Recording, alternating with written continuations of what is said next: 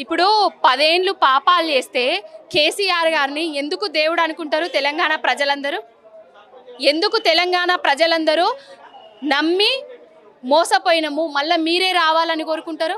నీళ్లు లేకపోతే కేసీఆరే కావాలని ఎందుకు అనుకుంటారు? రైతులకు రైతు బంధు రాకపోతే కేసీఆర్ కావాలని ఎందుకు అనుకుంటారు? రైతులకు రైతు బీమా రాకపోతే కేసీఆర్ కావాలని ఎందుకు అనుకుంటారు? ఒక దౌర్భాగ్యుడు, ఒక దుష్టుడు, ఒక నీచుడు, ఒక నికృష్టుడు ఈ విధంగా మాట్లాడుతున్నాడు. ఎవడు? ఈ రేవంత్ రెడ్డి అనేటోడు తప్ప ఎవ్వరు కూడా ఆయనకు పాపాలు తలిగినాయి అది దాన్ని ఎవరు అనరు. ఏదో వయసు మీద పడి కాలు జారి కింద పడితే పాపాలు తలిగి పడ్డావు.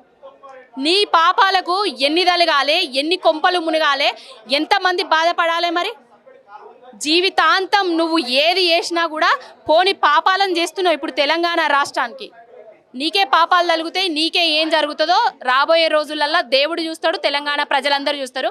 ఇప్పుడు యాదాద్రి సాక్షిగా రైతు రుణం మాఫీని 100% చేస్తా లచ్చన్న మీద ఒట్టేసిండు. యాదాద్రి లక్ష్మీ నరసింహస్వామి మీద. ఆ లక్ష్మీ నరసింహస్వామి మీద ఒట్టేసినోడు ఇప్పటి వరకు 100% రుణమాఫీ చేసిండా? ఏం పాపాలు తలగాలి మరి ఆయనకు? ఎంత కుక్క చావు చావాలి మరి ఆయన? అది ఆయనకే విజ్ఞతకే వదిలేస్తున్నాం.